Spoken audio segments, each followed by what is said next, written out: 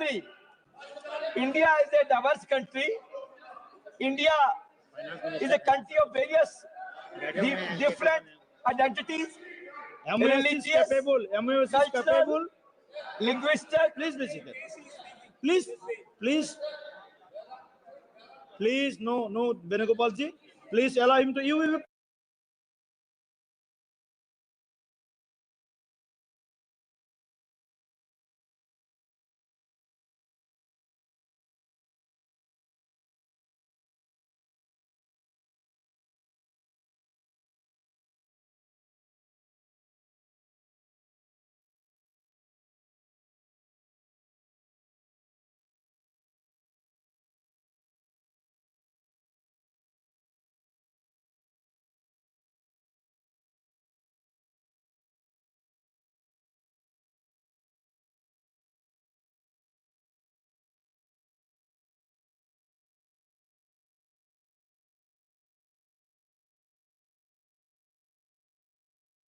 What is wrong in that? What is wrong in that? Please, I have one sentence to say to all the honorable members. There is Benuji, you are a senior member of the House. There is no such type of rules that the finance minister should present in the discussion. There is no such type of rule. This is a convention. This is a convention only. So please, he already answered your concerns. And Mr. Gandhiji, please continue. Please, Venugopalji. Mr. Gandhiji, please continue. Honorable Member Gandhiji, आप नहीं बोलना चाहते तो बाद में बुलाएंगे. Gandhiji, आप नहीं बोलेंगे. Next speaker is Honorable Member Rao Gajendra Singh ji. Next speaker, आपको बाद में मौका मिलेगा. Rao Gajendra Singh ji, please start. Please start. धन्यवाद सभापति He will be given the chance. He will be given the chance, please. Okay, please. Mane Gandhi. Okay. Anurag ji, please. Please, Venugopal ji, please concern your voice in 30 seconds. Please concern your voice. आप सब बैठिए. Venugopal ji, speak for second. Venugopal ji, speak. Bulldozing us. Where is the finance minister? Please, Venugopal ji, please. No, sir. Yeah. I am allowing Venugopal ji, please. I am allowing Venugopal ji to raise his concern. He is a senior most member of this house. Venugopal ji, please. Raise your concern. Sir. Yes. Sir, with due respect to the chair, I would like to bring into your notice, sir. Yes. There are conventions in this parliament. Yes. Whenever a budget discussion is initiating, Right. You are right. I'm completely initiating. Honorable Finance Minister who presented the budget should be there in the house. Yes. Therefore, that custom. Therefore, if finance minister this is a convention. Sir, this is not the rules. Sir, finance minister, admit it. parliament This runs is with the not the convention, rule. sir. This is Sir, parliament is run with convention. Sir, one point, sir. Already, finance minister, honorable minister has told that he will request finance minister. Sir, my point, sir. Finance minister. Sir, my Please, point. Anurag ji, please. माननीय सभापति जी, Anurag ji, please.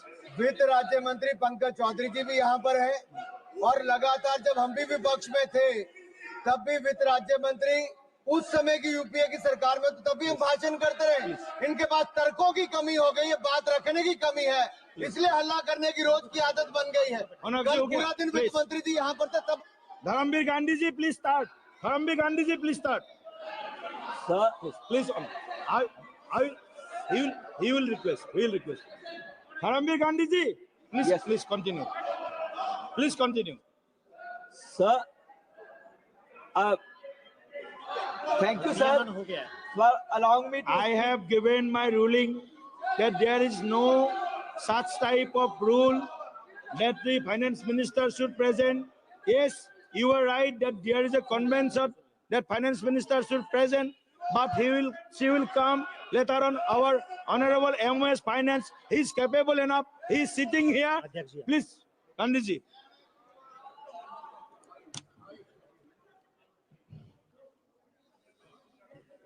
मैं आपकी भावनाओं को समझता हूं और आपकी भावनाएं ठीक है।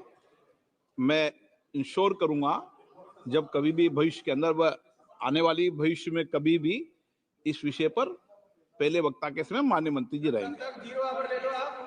नहीं, आप नहीं बोलना चाहते तो मैं सत्ता पक्ष के लोगों को बुला दूं।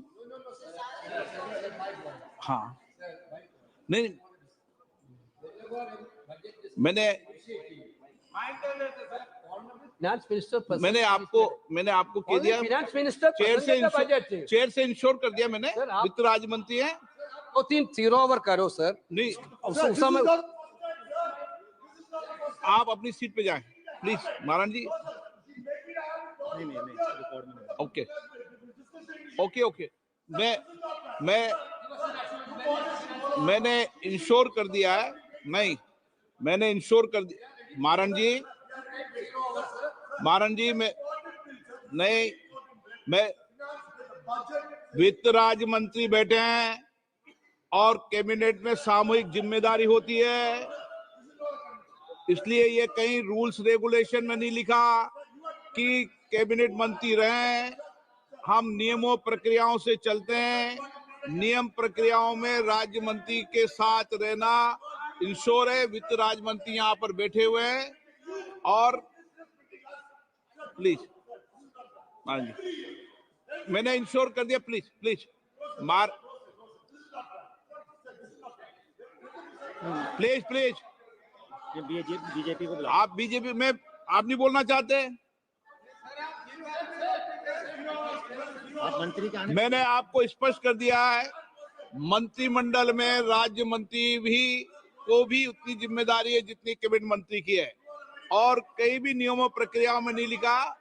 ये परंपरा है, परंपराओं का अपन पालन कर रहे हैं, ये अलग बात है, लेकिन आप डिबेट मत करिए इस विषय पर। चेयर को चैलेंज करो। इस डिबेट मत करिए इस विषय पर mister. Our constitution is a union of states, and the budget itself and the entire budgetary process is not federal in nature, it is unitary in nature, and the states have neither been consulted exhaustively, not allowed to participate in the budget making process. So that this is anti-federal, this is against the spirit of federalism and spirit of the constitution.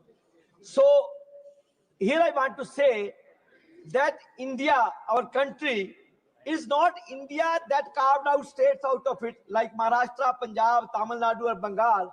Instead, it is the states which submerged their identities and made this country. So in the budget making process, this entire concept of a federal structure is being mitigated, is being destroyed, and not being taken into consideration. And the budget is unitary in nature. You are homogenizing the country. Every state had its own problems, own specificities, own particularities in education, in health, even disease patterns different in many states. It's its own needs and priorities. They are never taken into consideration. They are never consulted. So budget is made while sitting in the rooms, and the states are not exhaustively consulted in making this budget. This is my first contention on this budget, stating thereby that it is unitary in nature and not federal, number one. And secondly, sir, this budget is not just a question of data here and there, some promises here and there. It's about the nature, how the present government is going to mobilize, is going to use our resources to benefit the people of India, to benefit the entire population. And again, going back to the federal character, I say that where the entire GDP is produced, it's the states. Where the entire resources of the country located, it's the states. Where entire wealth generation takes place, it's the states again. But when it comes to budget, nobody bothers about the concerns of the states. So So country is not just a geographical entity. A country means the country itself, the geographical country itself. A country means the resources of the country, and a country means most importantly, the most lived part of it, the people of the country. That's 142 crore people of India. So budget means that it should be directed in a way so that the people of the country are given the benefits of the natural resources.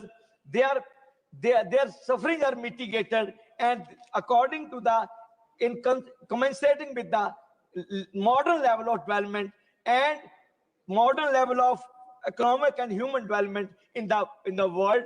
And so this budget, I will comment from this perspective. So I believe that budget is not, it should like one that guarantees work for every hand, that guarantee education for every child, and for standard health care for every family, and where a farmer in the field, or a worker in a factory, or an entrepreneur in a small town, or a student in a remote village finds hope and opportunity, sir. In this context, and under these broad considerations and parameters, which include, of course, the inclusive growth, sustainable development, and future where fruits of development and prosperity is shared by all. So, sir, now let me talk on my first comment, that is agriculture. Sir, in spite of the fact that major part of GDP into 2025 comes from either manufacturing or from the service sector, and only 15% is contributed by agrarian sector. But the fact of the matter is that still agriculture remains the employer for 45% of our population. It is the employer 45, almost half of our population relies on agriculture for their livelihood, for their employment. So this sector has been neglected very badly, not during past years, but even in this budget. And this government has little to offer to the farmers and the farming community or the labor community of this country in this budget. And sir, the present regime has a very skewed approach towards the farming community and in favor of the few mega corporate houses, and therefore it did not offer any relief to the farmers as regard to the legal guarantee on MSP, waiving of loans of farmers and the farming labors, and not lifting or withdrawing GST on the farming equipments and machinery, and not giving a robust farm insurance or crop insurance scheme in the budget, sir. So it has totally failed to address the grievances of our farming community. And there's a lot of unrest all over the country, which is evident from the ongoing agitations all over the country. And thousands of farmers are committing suicide every year across the country. And we're talking. So because the farming has become unsustainable and not unrenewable, it's an unprofitable proposition. So more and more people are going out of farming, and there is no industrial growth, corresponding industrial growth to absorb this surplus force, because of the government has not paid any attention on the development of MSME sectors, which can create jobs for the people who are leaving farming. So that's the result, that there is a ever-time high unemployment for the last 60 years in the country. It is a result of this gross unemployment situation that the sons and daughters of Punjab farmers, Haryana farmers, or Western UP farmers are going to greener pastures at the cost of their lives, and they are being humiliated. The way they were sent back to Amritsar airport in a most humiliating and insulting manner, that shows that this government which promised 2 crore job every year, has failed on this front very badly. And the youth of the country is in the total dark with total hopelessness, and they are compelled to leave their homes, their land, their parents, and go thousands of kilometers away to earn their livelihood. It is because of this government criminal neglect towards the farming sector and problems of the farmers, in spite of the fact that a long agitation took place where 800 farmers lost their lives. But it didn't concern our honorable finance minister to give some relief to the farmers. Its own, it did even pay a proper lip service. What all it did was, it promised some paltry soaps like increasing loan limits without promising any real help to the farmer who's already indebted to the unsustainable level, sir. It is nothing less than rubbing salt on the wounds when it talks of, quote unquote, building and rural prosperity and resilience, quote unquote, by skilling and investment and bringing newer global technologies, again unquote. This is a plan more for a big agro corporation and companies like Bayer, Amazon, Google, and then a plan for debt-ridden Indian farmers, sir. So, sir, there are no provisions on the agro-based and value-added industry in the regions of green revolution to capture global markets, as is being done by China, Israel, and many Scandinavian countries. There are no budgetary plans to mitigate the suffering of rural India. So this budget on the agrarian front is a total trash, total failure, and does not represent the aspiration of farmers, the majority of our Indian populace. So, sir, because of the farmers, anti-farmer policies of the present government, as I already told you, that thousands of farmers are committing suicide every year. And further, because of farming being unsustainable and not a profitable profession, the farmers are leaving their lands, and they are not finding any suitable employment in the industry because industrial development is very sluggish, and MSME sector is not developing at a pace where farmers can, the surplus labor, surplus force from the farming sector can be absorbed. So the growth there is abysmal, rather negative. So it is a great crisis where our farming community has landed into because of continuous neglect of this sector for the last 10 years. Sir, now let me talk on the small and medium, micro, small and medium enterprises, sir.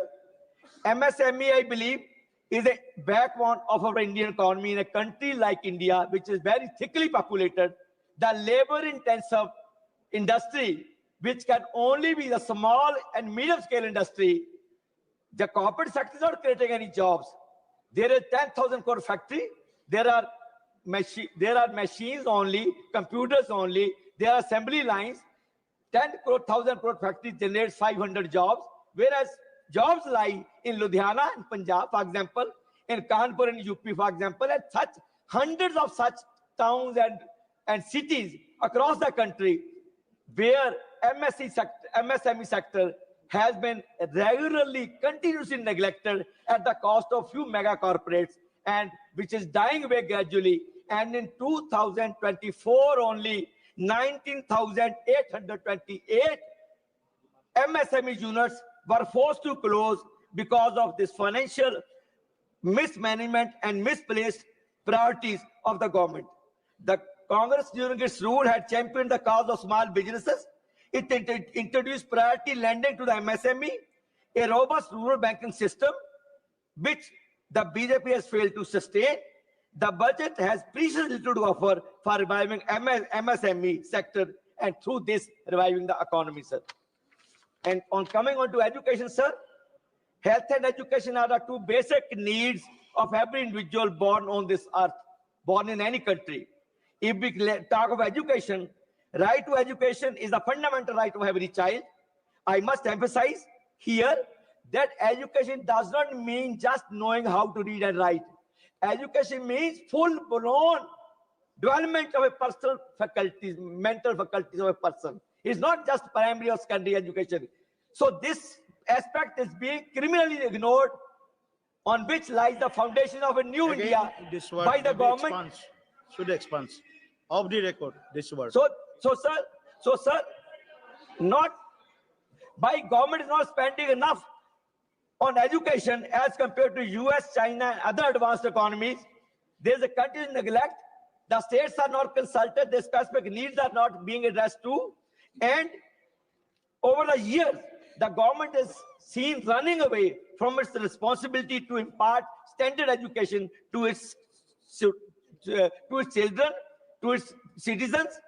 The government, because of this utter failure of the government, there's a mushrooming of private institutions, from school to colleges to universities, from medical to engineering institutions, and which has rendered education very costly and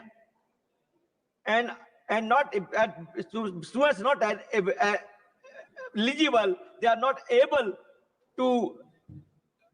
They have no access to this costly institutions, and only the poor, not only the poor and underprivileged, but they have become unapproachable or unaffordable for the various section of middle classes also. So it's not the poor and the underprivileged. Even the middle class now cannot afford the private education of university and colleges and medical engineering colleges. So here the government did not take enough efforts to expand the budget, to increase the budget on education in a significant way, so that this problem of young India can be addressed too. This is in sharp contrast to our times, when primary to university education was within the very much reach of almost all sections of the society, sir. On research and analysis again, which is linked to it, to education and development, I will say that very paltry sum of budget is allotted to the research and development in the key sectors, in the important sectors, the new technologies, which is 0.64% of GDP, significantly lower than China and Israel and other advanced economies. Sir, the private sector is not doing enough to augment the development story of India. I know very well. I was a young man when our corporate sector, Tata's, for example, did wonders for the development of the country. Nobody invests in fundamental sciences. Tata, they built Tata Institute of Fundamental Research, Tata Cancer Research Institute, Tata Institute of Social Sciences, and many other institutions of world standard to augment Indian progress and to take further the story of developing India. But during the last 10 years, no corporate sector that has invested significantly in the R&D or in the development of standard institutions of engineering, technology, and other new technologies to take India forward. So this is a sad story. I don't know why governments have special attraction towards certain corporate houses, why those corporate houses are not investing enough to take India forward on way to recovery of economy and take India forward put in the race for an advanced economy. So it really disturbs me, because private sector in India is only contributing 36% to R&D, whereas Japan is contributing 70 or even 70, more than 75% to the R&D sector, which our corporates are doing little on this account also. So the profit-oriented, these private institutions in in education sector are not only exploiting students and their parents, they are exploiting the teacher community also. The teachers from university to college level are not only very lowly paid, but they are also, the very respected and reverend profession of teaching is being mocked at by giving them either ad hoc or this this TECA type system, which is contact system, which is not to the standard of teacher community. So they have reduced teaching into like a daily wage workers, which is a slur on all of us, on this government, and on this country, that is, teachers are not being given proper That pay slur word so that they should can be devote all said. their time in their profession and they can take the country forward, sir. Slur word. So That should be said. the ongoing education system, moreover, does not invoke the sense of reason, inquiry, inquisitiveness, and scientific temper in our children. It does not fully unleash their creative and innovative potential. And health, sir, finally health. Madam Finance Minister, WHO long back gave a very great definition of health, very fine, very accurate definition of health. It states, and I quote, that health is not mere absence of disease or infirmity. It is a state of complete physical, social, and psychological well-being. So looking at all the three parameters of health, that is physical. If I talk of physical health, the problem of India are so great. We are deeply into a big problem. The physical health, because of chronic hunger, because of poverty, and because of malnutrition, lakhs of people die every year because of communicable diseases like TB, waterborne diseases like gastroenteritis, dehydration, and many other of the sort. On one hand, people are dying with the communicable diseases, waterborne diseases, and other hand, a small population is dying with lifestyle diseases like hypertension, diabetes, heart attack, dyslipidemia, and all that.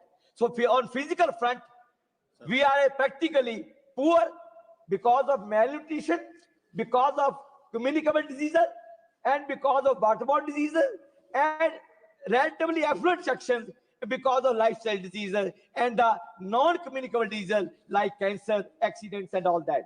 So on physical health front, we are proven to be in a very bad shape. And sir, abhi to maine shuru kiya abhi to.